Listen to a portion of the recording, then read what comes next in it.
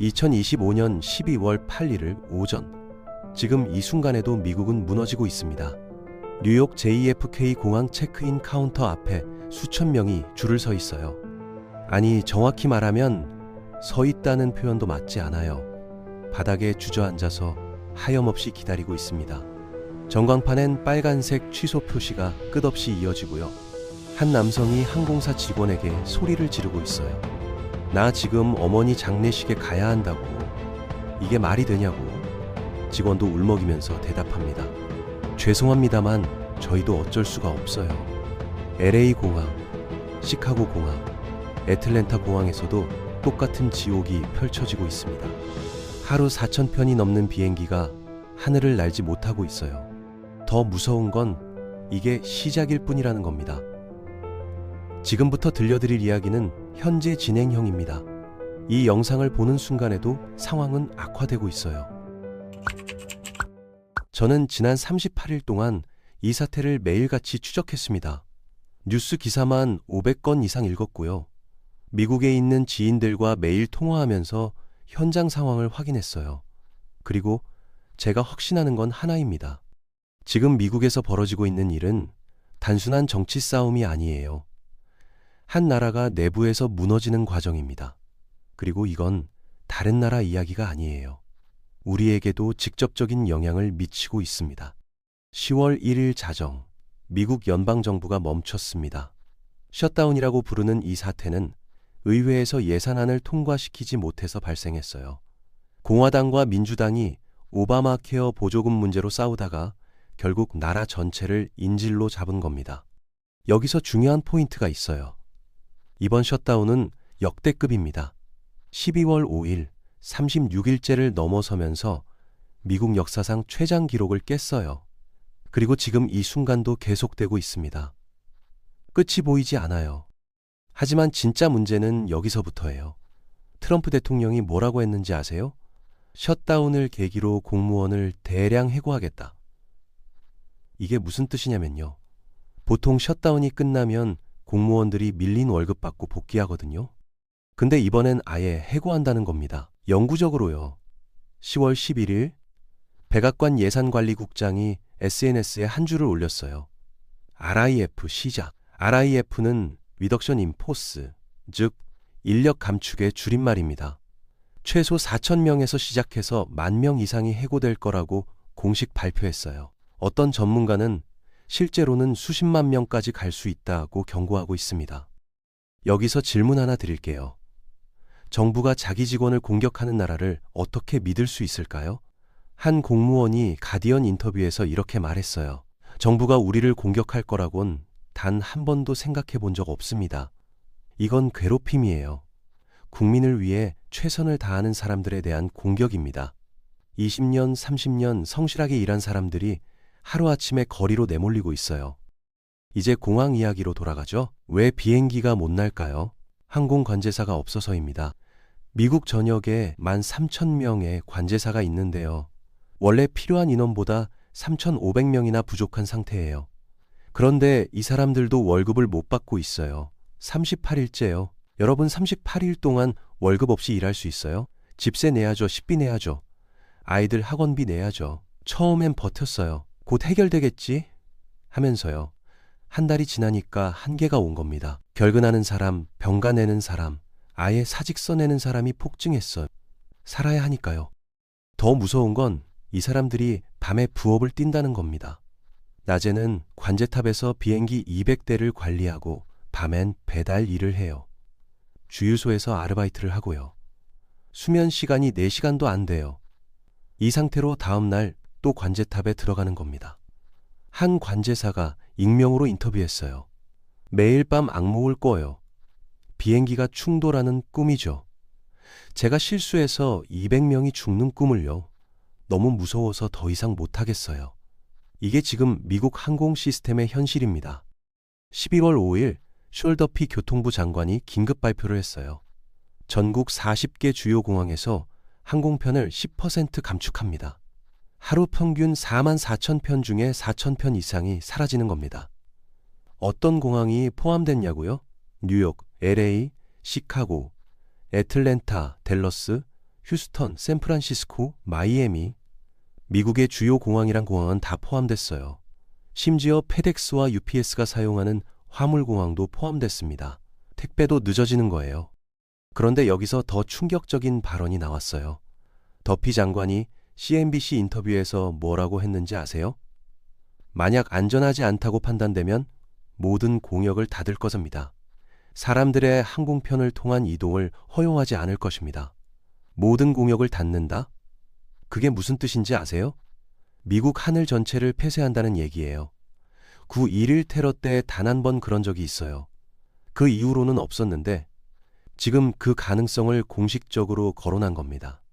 브라이언 베드퍼드 연방항공청장은 이렇게 말했어요. 항공업계에서 35년 동안 일했지만 이런 조치는 처음입니다. 전례 없는 상황입니다. 11월 6일 역대 최악의 날이 왔습니다. 하루에 8,600편 이상이 지연됐어요. 그중 44%가 관제사 부족 때문이었고요. 평소에는 5%밖에 안 되는데 9배가 증가한 겁니다. 사우스웨스트 항공은 전체 운항편의 47%, 거의 절반이 지연됐어요. 아메리칸 항공 36%, 유나이티드 27%, 델타 21%. 미국의 4대 항공사가 모두 무너지고 있습니다. 승객들의 고통은 말로 표현할 수 없어요. 한 여성은 SNS에 이렇게 올렸어요. 아버지가 암 말기예요. 의사가 이번 주가 마지막이라고 했어요. 비행기가 3번 취소됐습니다. 결국 못 갔어요. 아버지는 혼자 돌아가셨어요. 정치인들한테 묻고 싶어요. 당신들의 권력 싸움이 내 아버지보다 중요한가요? 이 글에 2만 개가 넘는 댓글이 달렸어요.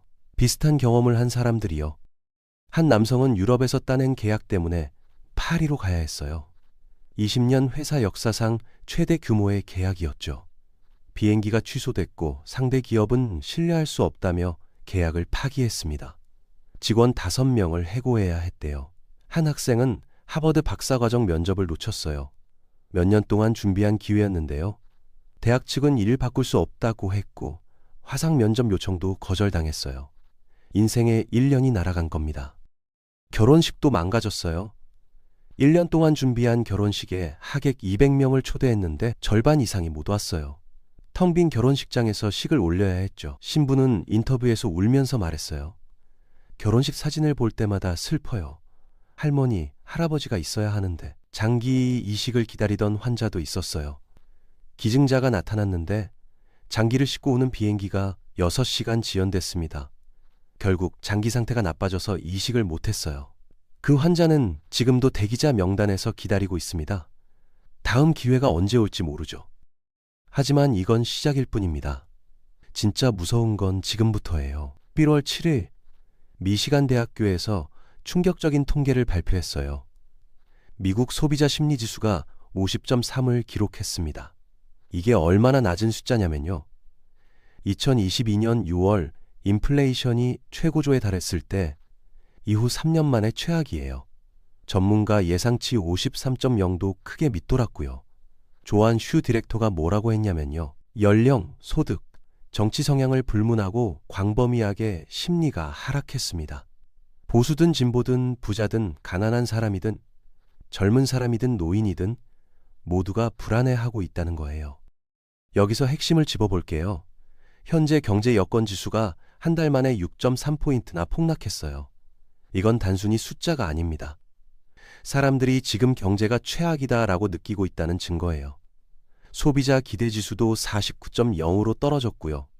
미래에 대한 희망이 사라지고 있는 겁니다. 1년 기대 인플레이션은 4.7%로 올랐어요. 물가가 더 오를 것 같다는 불안이 퍼지고 있다는 뜻이죠. 경제 전문가들의 경고는 더 무섭습니다. 셧다운이 계속되면 일주일에 150억 달씩 경제가 증발한다고 해요. 하나로 약 21조 원입니다. 매주요. JP모건은 셧다운이 일주일 지속될 때마다 GDP 성장률이 0.1%씩 떨어진다고 추정했어요. 지금 5주가 넘었으니까 0.5% 이상 날아간 거죠. 피치는 더 비관적이에요. 주당 0.%씩 떨어진다고 봤거든요. 그러면 지금 1% 가까이 증발한 겁니다. 의회 예산국은 이미 최소 180억 달러, 한화로 약 25조 원의 손실이 발생했다고 발표했어요. 그런데 이건 직접적인 손실만 계산한 거예요. 간접 손실까지 합치면 상상도 못할 규모입니다. 관광산업 타격, 소비 감소, 투자 위축, 고용 감소, 다 돈으로 환산할 수 없어요. 자, 이제 정말 무서운 이야기를 해볼게요. FBI 요원협회가 공식 성명을 냈어요. 셧다운으로 인해 국가 안보와 범죄 위협이 전례 없는 수준에 달했습니다.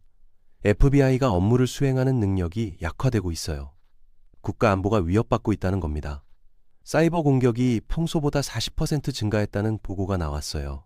해커들이 지금이 기회다 싶어서 미국 정부 시스템을 공격하고 있는 거죠. 관제사만 문제가 아니에요. 사이버 보안 요원들도 제대로 일을 못하고 있거든요. 저소득층은 더 비참한 상황입니다. SNAP라는 식료품 지원 프로그램이 있어요. 빈곤층 4,200만에게 식료품을 지원하는 건데요. 10월 27일 농무부가 발표했어요. 재원이 바닥났습니다. 12월 1일부터 어떤 혜택도 지급하지 않을 것입니다. 4,200만 명이 다음 달부터 굶주릴 수도 있다는 얘기예요. WIC 프로그램도 마찬가지예요. 저소득층 미혼모와 아동 700만 명에게 우유, 빵, 계란을 지원하는 건데 1에서 2주 내에 자금이 고갈될 전망입니다. 뉴저지 공항에서 자원봉사자들이 TSA 직원과 관제사들에게 식료품 꾸러미를 나눠줬어요. 사과, 감자 같은 기본 식료품이요. 연방 공무원이 자선단체의 도움을 받아야 하는 나라. 이게 지금 미국입니다. 한 관제사는 눈물을 흘리면서 말했어요. 20년 동안 이 나라를 위해 일했습니다. 그런데 지금 정부는 우리를 버렸어요. NASA도 무너지고 있어요. 17,000명 직원 대부분이 무급 휴직에 들어갔습니다. 2026년 4월로 예정된 아르테미스 2호인 달 탐사 계획이 차질을 빚고 있어요. 우주 개발도 멈춰버린 겁니다. 기후 연구는 어떨까요? NOAA가 운영을 중단했어요. 기상 위성 데이터 수집, 기후 모델링, 허리케인 추적이 영향을 받았습니다. 과학자들은 중요한 데이터를 놓쳤다. 이건 돈으로 보상할 수 없는 손실이라고 말해요. 의학 연구도 지연됐어요. 국립보건원이 자금 지원을 중단했거든요. 암 연구, 알츠하이머 연구, 희귀병 연구가 모두 멈췄습니다. 임상시험이 중단되고 신약 개발이 지연됐어요. 치료제를 기다리던 환자들은 더 오래 기다려야 하는 겁니다. 생명과 직결된 문제인데도요. 그런데 가장 무서운 건 따로 있어요. 경제 지표 발표가 중단됐다는 겁니다. 노동통계국이 셧다운 기간 동안 어떤 경제 통계도 발표하지 않겠다고 밝혔어요. 10월 15일 발표 예정이던 소비자 물가지수 보고서가 지연됐고요. 10월 30일 발표 예정이던 GDP 증가율 공개도 미뤄졌습니다. 이게 왜 무섭냐고요? 연방준비제도가 금리를 결정할 때 이 데이터를 봐야 하거든요. 지금은 눈 가리고 운전하는 거예요. 경제가 얼마나 나쁜지조차 모르는 상태에서 정책을 결정해야 하는 겁니다. 국제사회의 반응은 냉혹합니다. 중국은 이 기회를 놓치지 않았어요.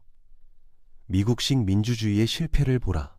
소수의 정치인들이 국민 전체를 볼모로 권력 싸움을 하고 있다며 조롱하고 있습니다. 동시에 위안화 국제화를 적극적으로 밀어붙이고 있어요. 달러에만 의존하는 건 위험하다. 위안화로 거래하자는 메시지를 각국에 보내고 있죠. 일부 국가들이 실제로 위안화 결제 비중을 늘렸습니다.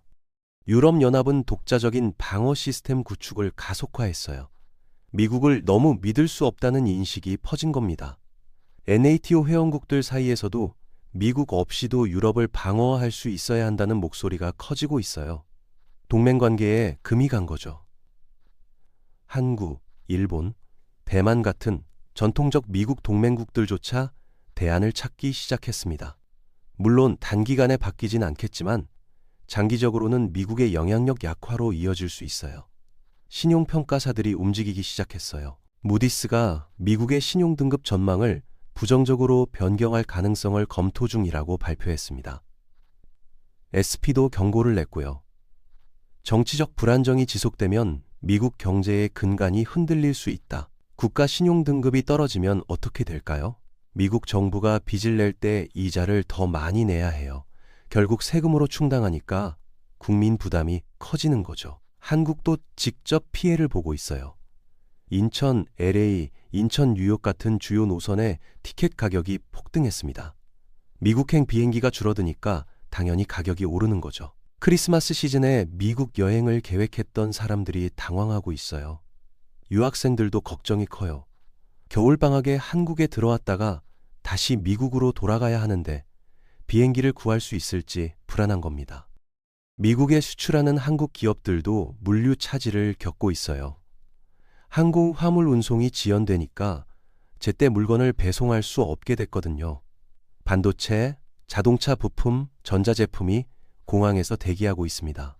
기업들은 손실을 감수하고 더 비싼 화물편을 이용하거나 아예 배송을 미뤄야 해요.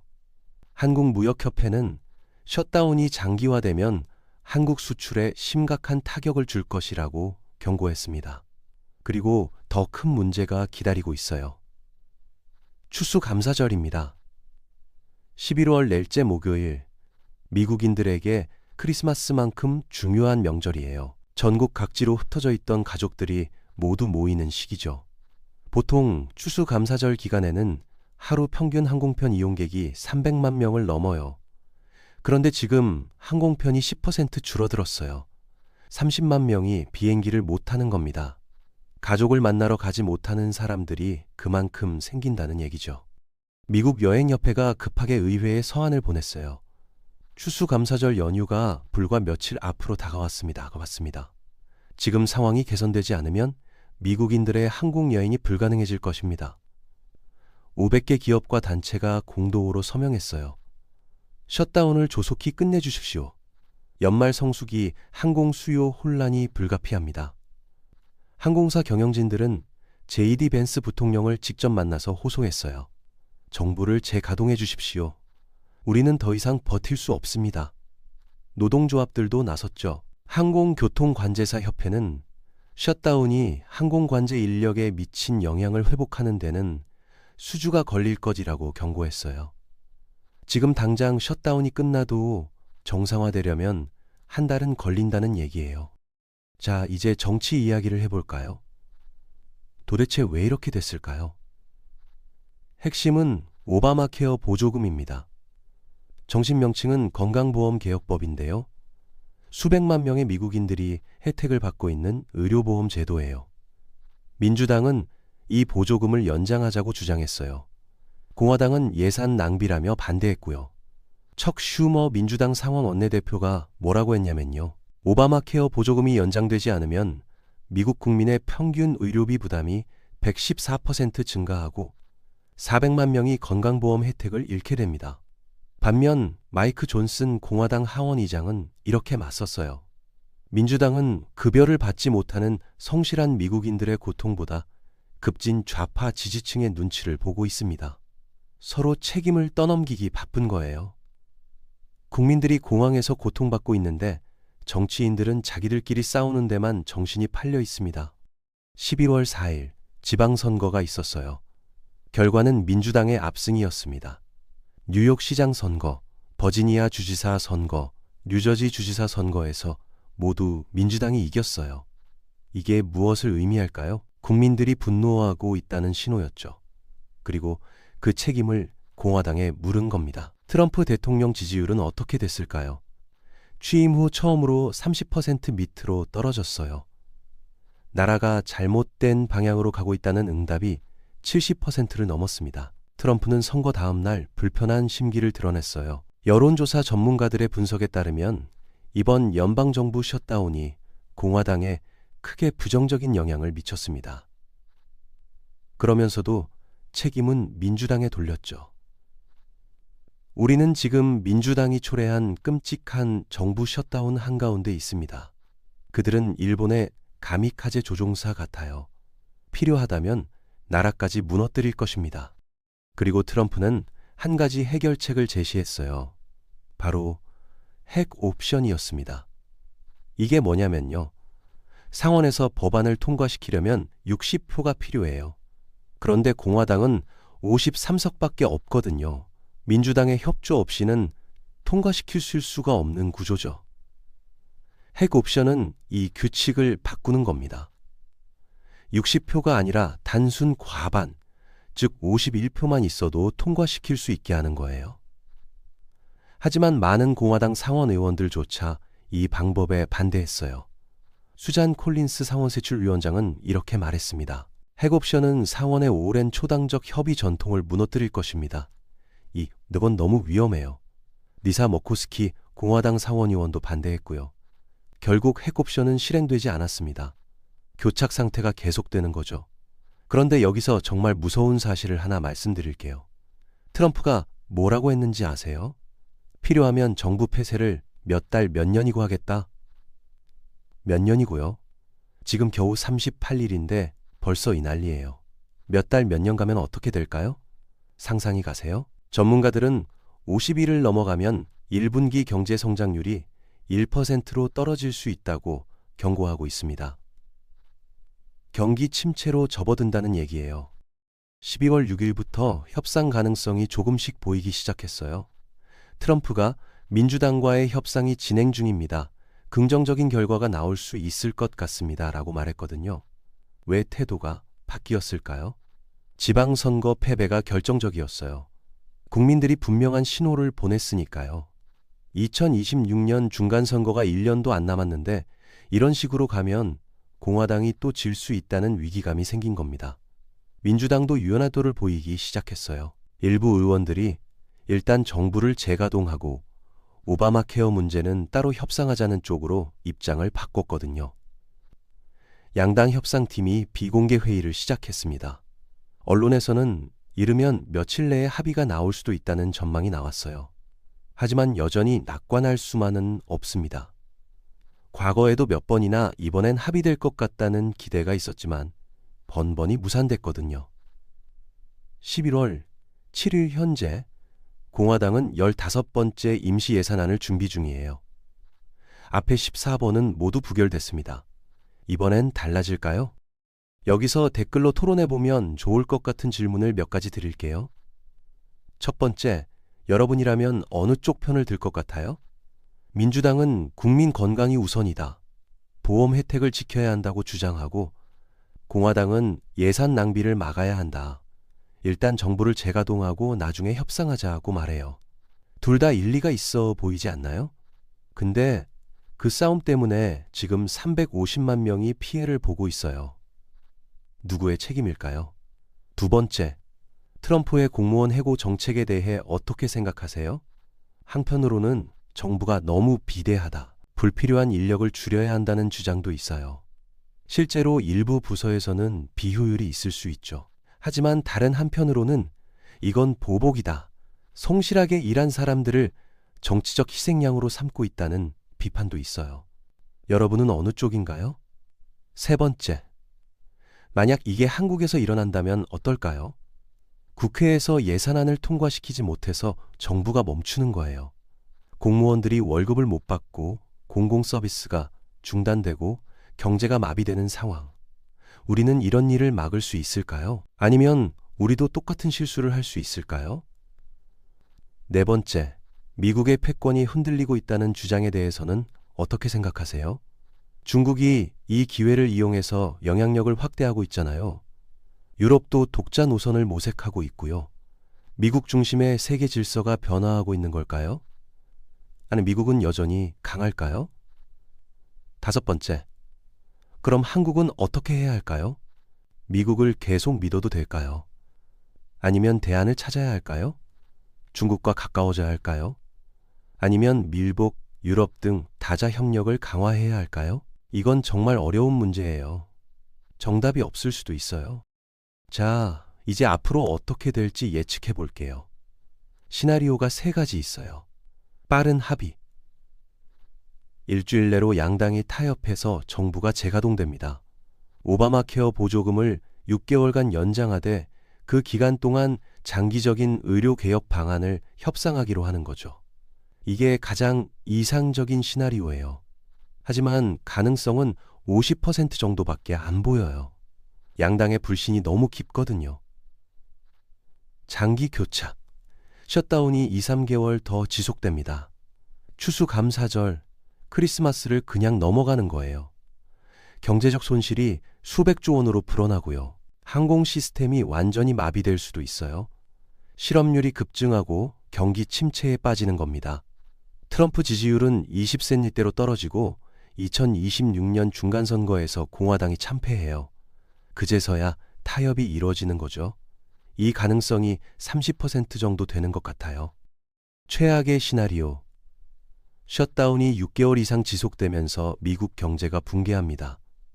달러 가치가 폭락하고 국가 신용등급이 강등돼요. 대규모 실업 사태가 발생하고 사회 혼란이 일어나죠. 최악의 경우 미국 전역에서 시위와 폭동이 발생할 수도 있어요. 이건 정말 상상하기 싫은 시나리오지만 가능성이 20% 정도는 된다고 봐요. 트럼프가 몇 년이고 하겠다고 말했으니까요. 지금 이 순간에도 상황은 악화되고 있습니다. 12월 8일 오늘 항공편 감축률이 6%로 증가했어요. 11일에는 8%, 14일에는 10%까지 늘어날 예정입니다. 더 많은 비행기가 취소되는 거죠. 관제사들의 스트레스는 한계에 다다랐고요. 언제 대형 사고가 날지 모르는 상황이에요. 공무원 해고는 계속되고 있어요. 교육부, 재무부, 국토안보부, 보건복지부, 환경보호청에서 해고 통지가 나가고 있습니다. 한 공무원은 인터뷰에서 이렇게 말했어요.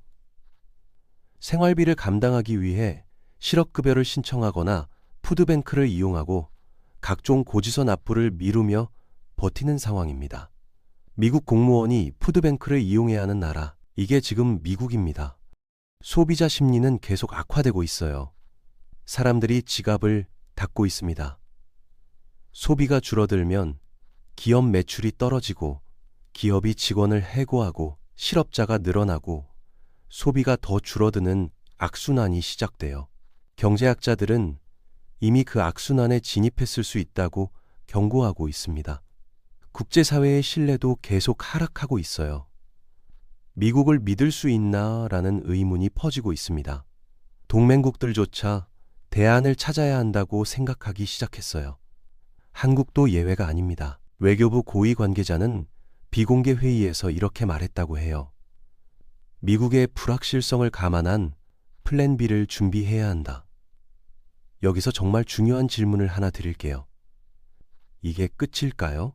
아니면 시작일까요? 제 생각엔 시작입니다. 미국의 정치 양극화는 계속 심해지고 있어요. 중도 성향 의원들이 사라지고 있습니다. 양당 모두 극단적인 지지층의 눈치를 보느라 타협을 못해요. 민주주의의 핵심은 타협인데 그게 사라진 거예요.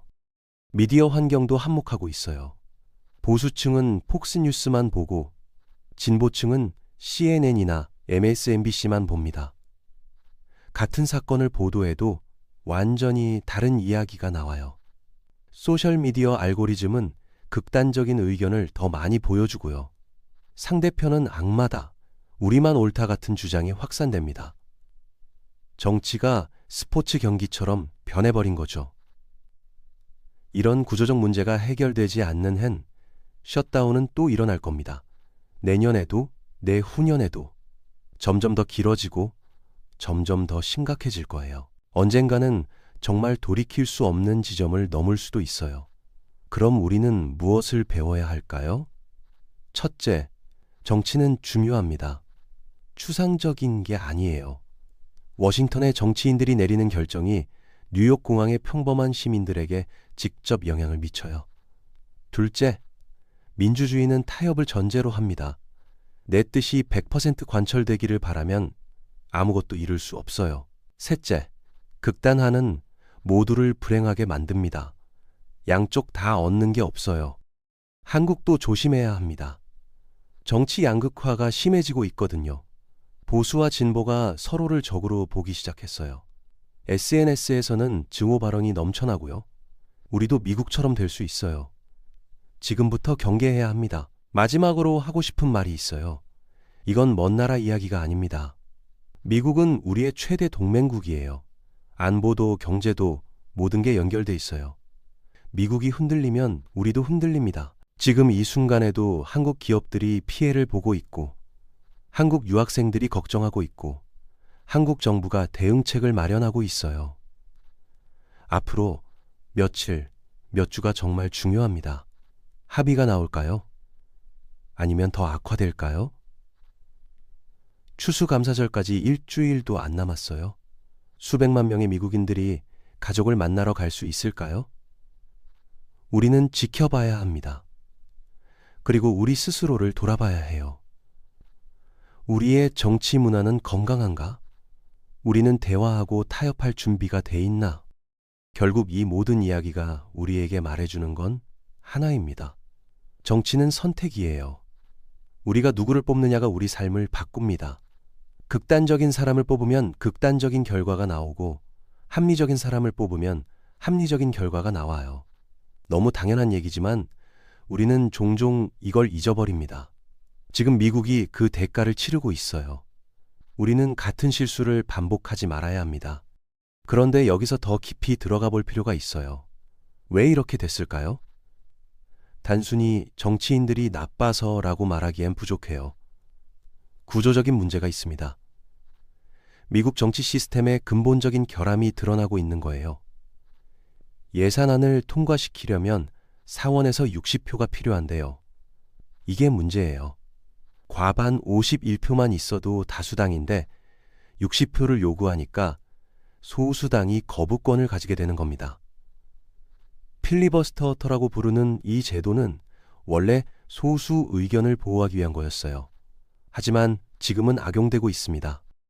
옛날에는 어땠을까요? 1990년대만 해도 양당 의원들이 서로 협력하는 경우가 많았어요.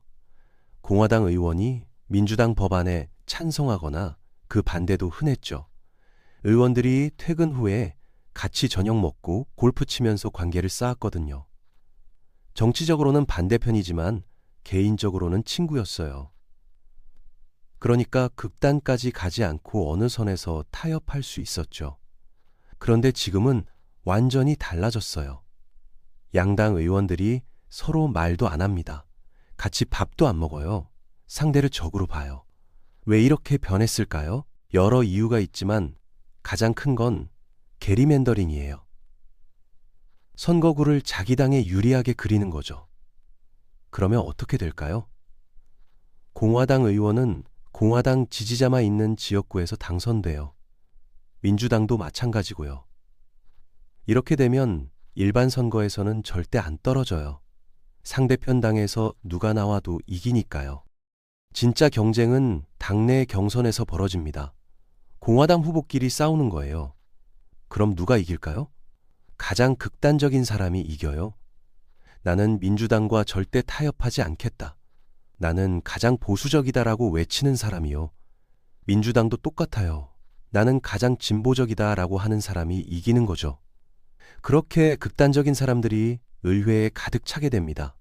이 사람들한테 타협하라고 하면 어떻게 될까요? 안 해요. 타협하는 순간 다음 경선에서 떨어지거든요. 배신자, 변절자는 낙인이 찍혀요. 그리고 돈 문제도 있어요. 미국 선거에는 엄청난 돈이 들어가거든요. 하원의원 선거에도 수억 원, 상원의원은 수십억 원, 대통령 선거는 조 단위예요. 이 돈을 어디서 구할까요? 기부자들한테 받아야 해요. 그런데 큰 돈을 기부하는 사람들은 대부분 극단적이에요. 보수 재벌이거나 진보 부자거나 이 사람들이 돈을 대면서 조건을 달아요. 내 뜻대로 하라고요. 의원들은 돈 때문에 기부자 눈치를 봐야 합니다. 타협하면 다음 선거 때 돈을 안 줄 테니까요. 미디어 구조도 변했어요.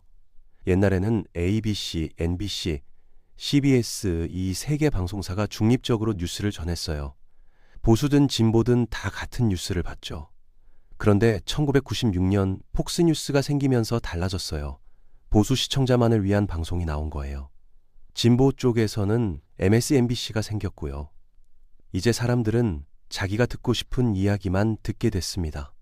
폭스뉴스는 민주당이 나쁘다만 말하고 MSNBC는 공화당이 나쁘다만 말해요. 같은 사건을 봐도 완전히 다른 석이 나옵니다. 소셜미디어는 이걸 더 악화시켰어요. 페이스북, 트위터, 유튜브 알고리즘이 뭘 할까요? 사람들이 좋아할 만한 콘텐츠를 보여줍니다. 문제는 사람들이 자극적인 걸 좋아한다는 거예요.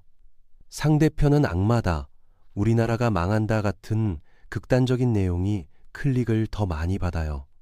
알고리즘은 그런 걸 더 많이 추천해 주는 거죠. 그러면 사람들은 점점 더 극단적으로 변합니다. 중간이 사라져요. 지금 미국 사회를 보면 정말 두 나라처럼 보여요. 빨간 미국과 파란 미국, 공화당 지지자와 민주당 지지자가 사는 세계가 완전히 달라요. 같은 사실을 보고도 정반대로 해석해요. 서로 대화가 안 통하는 거예요. 같은 언어를 쓰지만 다른 언어를 하는 것 같아요. 그리고 이게 가장 무서운 건데요. 이제 사람들이 상대편을 정치적 적이 아니라 개인적 적으로 봐요. 옛날에는 저 사람은 정치적으로는 반대지만 나쁜 사람은 아니야 라고 생각했어요. 지금은 저 사람은 악한 사람이야, 나쁜 의도를 가지고 있어 라고 생각합니다. 한 연구 결과를 보면 충격적이에요. 자녀가 상대편 당 지지자와 결혼한다면 어떻게 하겠습니까? 라는 질문에 40% 이상이 반대하겠다고 답했어요. 정치 때문에 가족관계까지 끊는 거예요. 추수감사절 저녁 식사 테이블이 전쟁 테이블이 전쟁터가 됐다는 기사가 많이 나왔어요. 가족끼리 모여서 정치 얘기하다가 싸우는 거예요. 아버지와 아들이 연락을 끊고 형제가 관계를 끊고 오랜 친구가 절교해요. 이게 정상일까요? 건강한 사회일까요? 여기서 한국 이야기를 잠깐 해볼게요. 혹시 우리도 비슷해지고 있지 않나요? 보수와 진보 갈등이 점점 심해지고 있어요. 온라인 커뮤니티를 보면 상대편을 조롱하고 비난하는 글이 넘쳐나죠. 정치 성향이 다르면 사람 자체를 부정하는 겁니다.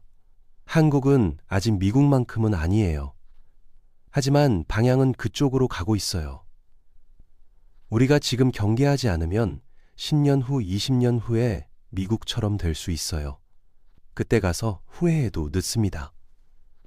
한국 시청자 여러분, 여러분의 생각은 어떤가요? 댓글로 의견을 나눠주세요. 이 문제에 대해 토론해 봅시다. 서로 다른 의견을 존중하면서요. 그게 바로 민주주의니까요. 다시 미국의 구체적인 피해 사례로 돌아가 보죠. 비즈니스맨들의 고통이 정말 심각합니다. 한 컨설턴트는 일주일에 3번씩 고객사를 방문해야 해요. LA에 살면서 샌프란시스코, 시애틀, 포틀랜드를 돌아다니는 거죠. 그런데 비행기가 자꾸 취소되니까 일정이 엉망이 됐어요. 고객들한테 신뢰를 잃었고 계약을 몇 개 놓쳤습니다. 수입이 30% 줄어들었대요. 의료진도 큰 문제예요. 전문의가 여러 병원을 순회하면서 진료하는 경우가 있거든요. 특히 희귀질환 전문의는 환자가 적으니까 여러 도시를 다녀야 해요. 한 심장외과 의사는 일주일에 5개 병원을 다니면서 수술해요. 그런데 비행기가 문제니까 수술 일정이 계속 미뤄지는 거예요. 환자들은 기다려야 하고요. 어떤 환자는 3주나 수술이 연기됐대요. 심장질환 환자한테 3주는 생과 사를 가를 수 있는 시간이에요. 운동선수들도 영향을 받아요. NBA, NFL 팀들이 원정기를 가잖아요. 비행기가 지연되면 컨디션에 문제가 생겨요. 한 NBA 팀은 경기 당일 새벽에야 도착했대요. 제대로 쉬지도 못하고 경기에 나가야 했죠. 당연히 졌어요. 선수들은 이건 공정한 경쟁이 아니다라고 항의했지만 소용없어요. 팀당 수백만 달러가 걸린 시즌인데 셧다운 때문에 승패가 갈리는 겁니다. 음악 공연도 줄줄이 취소됐어요. 한 유명 가수가 전국 투어를 하고 있었는데 밴드 멤버들이 다음 도시로 이동을 못했어요. 공연을 취소할 수밖에 없었죠. 티켓 환불에 수십만 달러가 들었고 평판도 나빠졌어요. 팬들은 몇 달 전부터 기다렸는데 실망했고요. SNS에 불만이 폭주했어요. 셧다운 때문에 평생의 꿈이 무너졌다는 글들이 넘쳐났습니다. 영화 촬영도 차질을 빚었어요. 한 영화는 뉴욕과 LA를 오가며 찍는 일정이었는데요. 배우들이 이동을 못하니까 촬영이 계속 밀렸어요. 하루 촬영 비용이 $50만 인데 일주일이 날아갔습니다. 제작비가 예산을 초과했고 결국 일부 장면을 포기해야 했어요. 감독은 내 비전대로 만들지 못했다며 한탄했습니다. 투자자들도 화가 났고요. 왜 우리 돈이 셧다운 때문에 낭비되어야 하냐며 다음 프로젝트 투자를 철회했어요. 학생들 이야기도 빼놓을 수 없어요. 유학생들이 추수감사절에 고향에 가려고 했는데 못 가는 거예요. 기숙사는 문을 닫는데 갈 곳이 없어요. 친구 집에 신세를 지거나 호텔에 머물러야 해요. 추가 비용이 수천 달러씩 들어가는데 학생들한테 그 돈이 어디 있어요? 부모님한테 손 벌리는 수밖에 없죠. 부모님들도 힘든데요. 한 한국 유학생 어머니는 아이가 미국에서 혼자 추수감사절을 보낸다고 하니 가슴이 찢어진다며 울먹였어요. 교환학생 프로그램도 영향을 받았어요. 한국에서 미국으로 가기로 한 학생들이 출발을 못하고 있어요. 학기가 시작됐는데 말이에요. 온라인으로 수업을 듣고 있지만 교환학생의 의미가 뭐예요? 그 문화를 직접 경험하는 거잖아요. 지금은 그게 불가능한 상황입니다. 한 학생은 1년을 준비했는데 이렇게 끝날 순 없다며 눈물을 흘렸어요. 이민자들의 고통도 심각해요. 한국에서 미국으로 이민 간 사람들 많잖아요. 부모님이 한국에 계시면 1년에 한두 번 방문하거든요. 지금은 그것도 힘들어요. 비행기표가 너무 비싸지거나 아예 없어요. 한 교포는 어머니가 위독하다는 연락을 받았는데 비행기를 못 구했대요.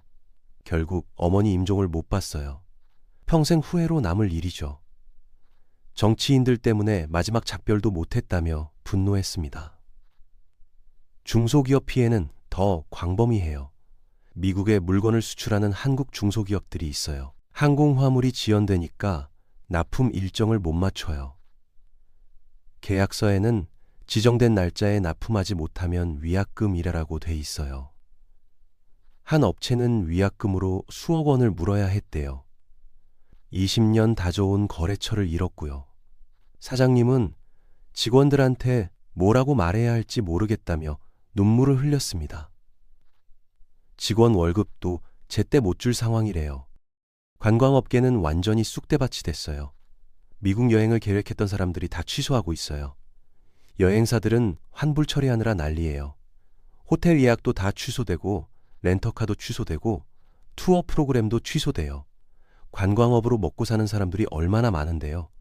라스베이거스, 올랜도, 뉴욕, LA 같은 관광도시는 타격이 엄청나요. 한 라스베이거스 카지노 직원은 평소 같으면 이 시간에 손님이 넘쳐나는데 지금은 텅텅 비었다고 말했어요. 심지어 크루즈 여행도 영향을 받았어요. 크루즈는 보통 마이애미나 LA에서 출발하잖아요. 거기까지 가는 비행기가 문제예요. 크루즈 티켓은 몇천 달러씩 하는데 비행기를 못 타면 크루즈도 못 타는 거죠. 환불도 잘 안 돼요.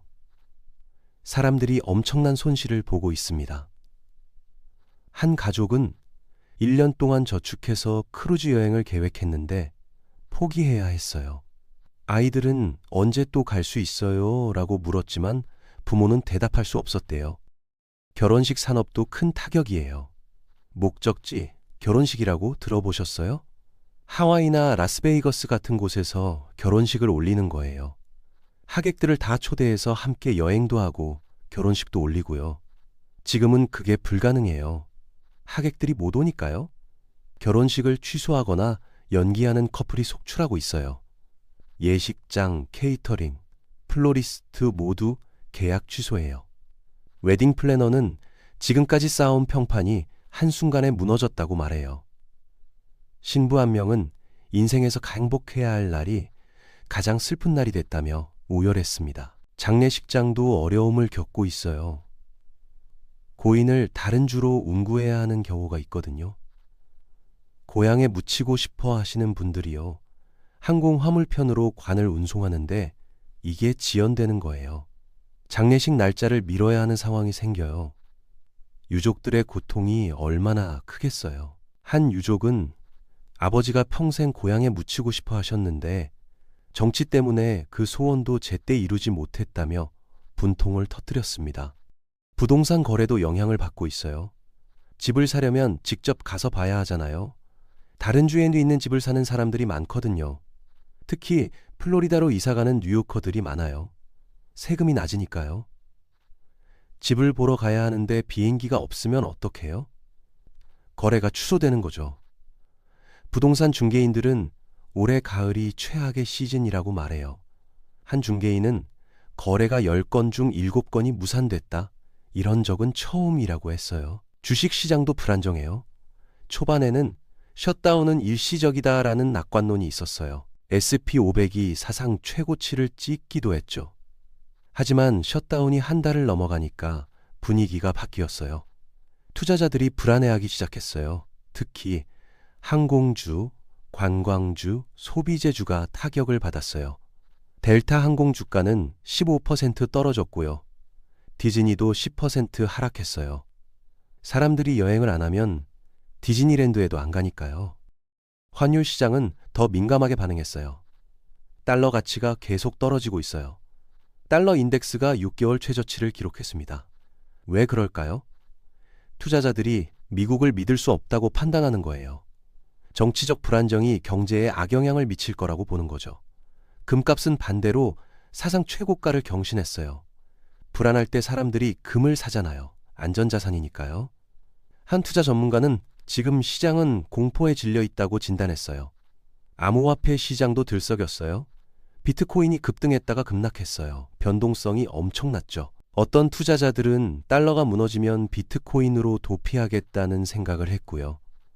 다른 투자자들은 경기 침체가 오면 암호화폐도 위험하다며 팔았어요. 결과적으로 개인 투자자들만 손실을 봤습니다. 한 투자자는 셧다운 기간 동안 자산의 30%를 잃었다며 한탄했어요. 채권 시장에서도 이상 신호가 나왔어요. 미국 국채 금리가 오르락내리락하고 있어요. 보통 경제가 불안하면 국채를 사니까 금리가 내려가야 해요. 지금은 다르게 움직여요. 투자자들이 혼란스러워하고 있다는 증거예요. 무엇을 믿어야 할지 모르는 거죠. 한 채권 거래자는 20년 일했지만 이런 시장은 처음이라고 말했어요. 기업들의 대응도 다양해요. 어떤 기업은 적극적으로 대응하고 있어요. 아마존은 자체 화물기를 늘렸어요. 민간 항공편이 불안정하니까 직접 운송하겠다는 거죠. 페덱스와 UPS도 대체 루트를 개발하고 있어요. 캐나다나 멕시코를 경유하는 방법이요. 비용은 더 들지만 안정성을 확보하려는 거예요. 테슬라는 재고 관리 방식을 바꿨어요. 평소에는 적시 생산 시스템이었는데 지금은 부품을 미리 많이 쌓아두고 있어요. 공급망 차질에 대비하는 거죠. 애플도 비슷한 전략을 취하고 있어요. 중국에서 만든 아이폰을 미국으로 가져오는데 문제가 생길 수 있으니까 재고를 평소보다 2배 이상 늘렸대요. 하지만 중소기업은 그럴 여력이 없어요. 재고를 쌓아두려면 돈이 필요한데 중소기업한테는 그 돈이 없거든요. 결국 대기업만 살아남고 중소기업은 도태되는 구조가 되는 거예요. 경제 양극화가 더 심해지는 겁니다. 한 중소기업 사장은 대기업은 버틸 수 있지만 우리는 이미 한계라며 폐업을 고민 중이래요.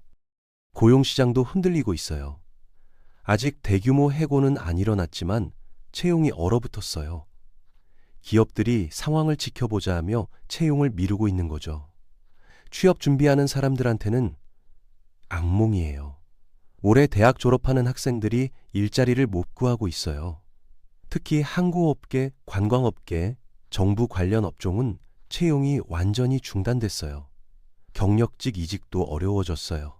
한 직장인은 더 좋은 회사로 이직하기로 하고 현 직장에 사표를 냈는데 새 회사가 경제 상황이 불확실해서 채용을 연기하겠다고 통보했대요. 이미 사표는 냈는데 갈 곳이 없어진 거예요. 지금 전전긍긍하며 원래 회사에 다시 들어갈 수 있는지 알아보고 있어요. 회사는 이미 후임을 뽑았다며 거절했고요. 이 사람은 지금 실업 상태입니다. 프리랜서들은 더 힘들어요. 프로젝트가 줄줄이 취소되고 있거든요. 기업들이 비용을 줄이려고 외주를 먼저 끊어요. 한 그래픽 디자이너는 이번 달 수입이 작년 같은 달에 30%밖에 안 된다고 해요. 생활이 어려워서 부업을 알아보고 있대요. 하지만 부업 자리도 경쟁이 치열해요. 모두가 어렵거든요. 긱 이코노미 노동자들도 타격을 받았어요. 우버 운전사, 배달 라이더들이요. 공항 가는 승객이 줄어들었고 사람들이 외식을 덜 하니까 배달 주문도 줄었어요. 한 우버 운전사는 수입이 반토막 났다. 차 할부금도 못 낼 지경이라고 말해요. 결국 차를 팔고 다른 일을 찾아야 할 것 같대요. 자영업자들의 피해는 정말 심각해요. 공항 근처 식당, 카페, 호텔들이 다 어려워요. 승객이 줄어들었으니까요. 한 공항 근처 식당 주인은 매출이 70% 떨어졌다. 직원들 월급 주기도 힘들다고 하소연해요. 결국 직원 절반을 해고했대요. 20년 함께 일한 사람들인데 눈물을 흘리면서 해고 통지를 했다고 합니다. 직원들도 울었고 주인도 울었어요. 소상공인 대출도 문제예요.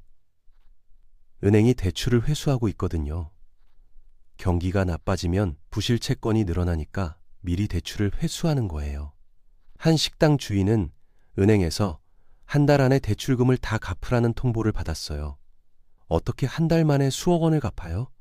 결국 가게를 팔아야 할 상황입니다. 30년 가게인데 말이에요. 지역 경제가 무너지고 있어요. 특히 공항이나 군부대, 정부 기관에 의존하는 작은 도시들이요.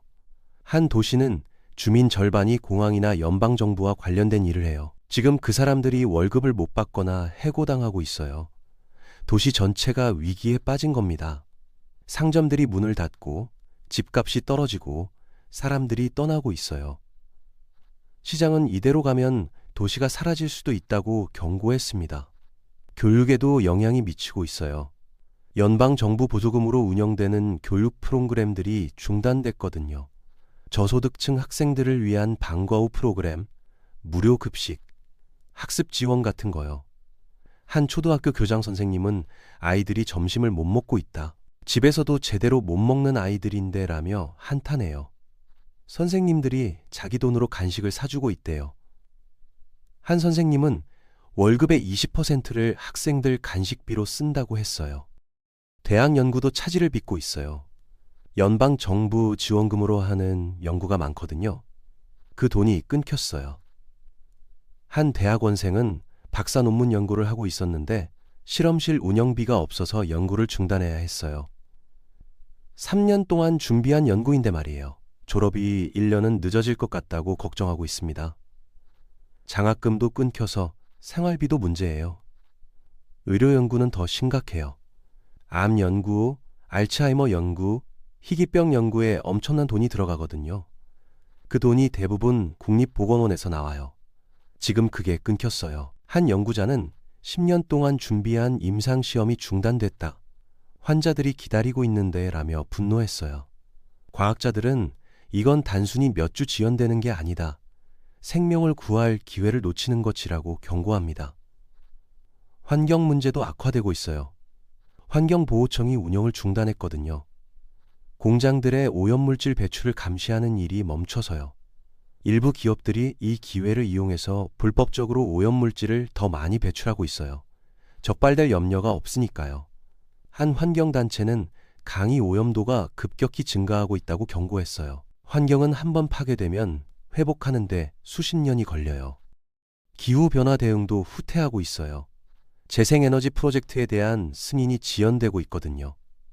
한 태양광 발전 회사는 몇 년 동안 준비한 프로젝트가 승인 대기 중인데 담당 공무원이 휴직 상태라 진행이 안 되고 있대요. 투자자들이 불안해하며 투자를 회수하려고 해요. 결국 프로젝트가 무산될 위기예요. 미래 세대한테 미안한 일이에요. 우리가 지금 정치 싸움 때문에 기후변화 대응을 못하고 있잖아요. 그 대가는 우리 아이들, 손주들이 치르게 될 거예요. 몇십 년 후에 왜 그때 제대로 대응 안 했느냐는 질문을 받으면 뭐라고 대답할까요? 심리적 영향도 무시할 수 없어요. 전체 국민이 불안과 스트레스를 겪고 있어요. 정신건강 전문의들은 상담 예약이 폭증했다고 말해요.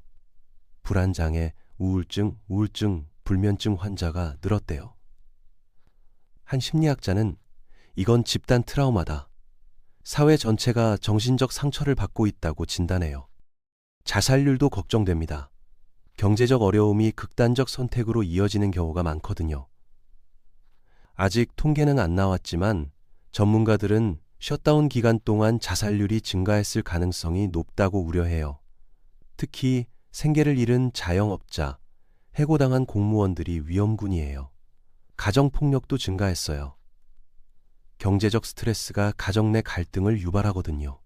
월급이 안 나오니까 부부가 돈 문제로 싸우고 그게 폭력으로 이어지는 거예요. 아동 보호 서비스는 신고가 평소보다 30% 늘었다고 밝혔어요. 집에서 제대로 돌봄을 받지 못하는 아이들이 증가한 거죠. 노숙자도 늘고 있어요. 월급을 못 받아서 집세를 못 낸 사람들이 쫓겨났어요. 한 달 정도는 저축으로 버텼지만 2달째가 되니까 한계에 다다른 거예요. 워싱턴 DC의 한 노숙자 쉼터는 최근 몇 주 사이에 연방 공무원이었던 사람들이 많이 왔다고 했어요. 평생 성실하게 일한 사람들이 하루아침에 거리로 내몰린 겁니다. 이 모든 고통의 끝에 무엇이 있을까요? 희망이 있을까요? 솔직히 말하면 저도 잘 모르겠어요. 상황이 너무 복잡하고 변수가 너무 많아요. 하지만 한 가지는 확실해요. 지금 이 순간에도 상황은 계속 악화되고 있다는 거요. 매일 새로운 피해 사례가 나오고 매일 경제 지표가 나빠지고 매일 사람들의 불안이 커지고 있어요. 우리는 역사의 증인이 되고 있습니다. 훗날 사람들이 2025년 미국 셧다운을 배울 때 우리는 그때 나는 이걸 실시간으로 지켜봤다고 말할 수 있어요. 그리고 우리는 여기서 교훈을 얻어야 해요. 정치가 잘못되면 어떤 일이 벌어지는지, 극담화가 얼마나 위험한지, 타협이 왜 중요한지요. 마지막으로 여러분께 다시 한번 질문드립니다. 우리 한국은 안전할까요? 우리는 미국과 다를까요? 저는 그렇게 생각하지 않아요. 우리도 정치 양극화가 심해지고 있어요. 우리도 극단적인 목소리가 커지고 있어요. 우리도 타협보다는 대결을 택하는 경우가 많아지고 있어요. 지금 이 순간 미국의 모습은 우리의 미래일 수 있습니다. 우리가 정신 차리지 않으면 우리도 똑같은 길을 갈 수 있어요. 그러니 이건 남의 나라 이야기가 아니에요. 우리 이야기예요. 오늘 이 영상을 보신 여러분, 부디 깊이 생각해 주세요. 그리고 댓글로 여러분의 생각을 나눠주세요.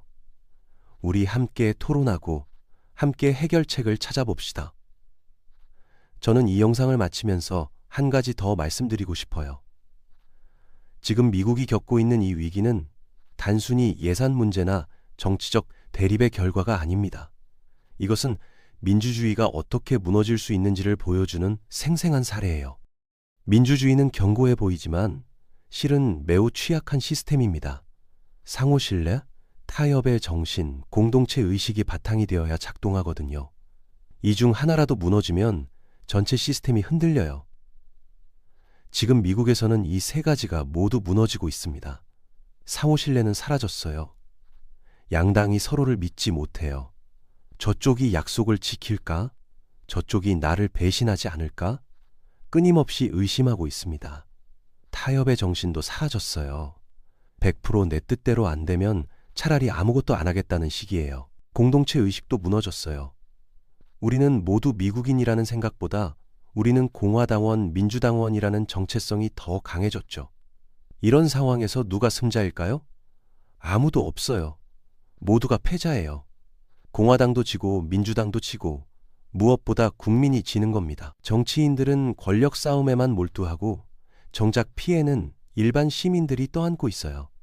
JFK 공항 바닥에 주저앉아 있는 그 사람들, 월급없이 일하는 관제사들, 결혼식을 망친 신혼부부들, 이 사람들이 무슨 잘못을 했나요? 정치는 결과예요. 우리가 어떤 사람을 뽑느냐에 따라 우리의 삶이 바뀝니다. 나 하나쯤이야 라고 생각하며 투표를 포기하면 극단적인 사람들이 당선돼요. 그 사람들이 만든 정책 때문에 우리가 고통받는 거예요. 한국도 경계해야 합니다. 우리도 점점 비슷한 길로 가고 있어요. 정치인들이 국민을 위해서가 아니라 자기 당을 위해 일하고 있습니다. 상대편을 악마화하고 진영 논리에 빠져서 타협을 배신으로 여기는 분위기가 확산되고 있어요. 특히 젊은 세대 여러분, 정치에 관심을 가져주세요. 정치는 더럽다, 정치인들은 다 똑같다며 외면하면 상황은 더 나빠질 뿐이에요. 우리가 직접 참여하고 감시하고 요구해야 합니다. 우리가 원하는 정치인을 뽑고 잘못하면 비판하고 잘하면 격려해야 해요. 그리고 무엇보다 중요한 건 다른 의견을 가진 사람을 적으로 보지 말아야 한다는 거예요. 보수든 진보든 우리 모두 같은 나라에 살고 있습니다. 서로 다른 생각을 가질 수 있어요. 그게 민주주의예요. 다만 그 다른 생각을 존중하면서 대화를 통해 합의점을 찾아가야 하는 거죠. 미국의 셧다운은 언젠가 끝날 겁니다. 며칠이 될지 몇 달이 될지는 모르겠지만 결국 끝나겠죠. 하지만 그 과정에서 입은 상처는 쉽게 아물지 않을 거예요. 경제적 손실, 국제적 신뢰 상실, 국민들의 정신적 고통, 이 모든 것들이 오래오래 남을 겁니다. 우리는 이 사태를 지켜보면서 배워야 합니다. 그리고 같은 실수를 반복하지 말아야 해요. 한국도, 일본도, 유럽도, 전 세계 모든 민주주의 국가들이 여기서 교훈을 얻어야 합니다. 정치가 무너지면 나라가 무너진다는 것을요. 극단화는 파괴를 낳는다는 것을요. 타협과 대화만이 유일한 해결책이라는 것을요. 이 영상이 여러분께 경각심을 드렸기를 바랍니다. 그리고 더 나아가 행동으로 이어지기를 바랍니다. 다음 선거에 꼭 투표하세요. 후보자들의 공약을 꼼꼼히 살펴보세요. 극단적인 주장하는 사람보다는 현실적인 해결책을 제시하는 사람을 선택하세요. 그리고 일상에서도 실천해 주세요. 정치 얘기할 때 상대를 인신공격하지 마세요. 다른 의견을 가진 친구, 동료와도 존중하며 대화하세요. 온라인에서 증오 발언을 퍼뜨리지 마세요. 우리 각자의 작은 행동이 모여서 사회 전체의 분위기를 바꿀 수 있습니다. 미국 공항의 대혼란, 38일째 계속되는 셧다운, 무너지는 경제, 고통받는 국민들. 이 모든 이야기가 여러분의 마음에 남기를 바랍니다. 그리고 우리는 저렇게 되지 말자고 다짐하는 계기가 되기를 바랍니다. 지금 이 순간에도 미국은 무너지고 있습니다. 하지만 아직 늦지 않았어요. 우리에겐 아직 시간이 있어요. 미국의 사례를 반면교사로 삼아서 우리는 더 나은 길을 갈 수 있습니다. 그러려면 우리 모두의 노력이 필요합니다. 여러분, 오늘 이 영상을 봐주셔서 정말 감사합니다. 긴 시간 동안 집중해서 들어주셨어요. 댓글로 여러분의 생각을 나눠주세요. 이 문제에 대해 함께 토론하고, 함께 고민하고, 함께 해결책을 찾아봅시다. 구독과 좋아요도 잊지 마시고요. 여러분의 응원이 더 좋은 콘텐츠를 만드는 힘이 됩니다. 다음 영상에서 또 만나요. 그때는 좀 더 밝은 소식으로 인사드릴 수 있기를 바랍니다. 감사합니다.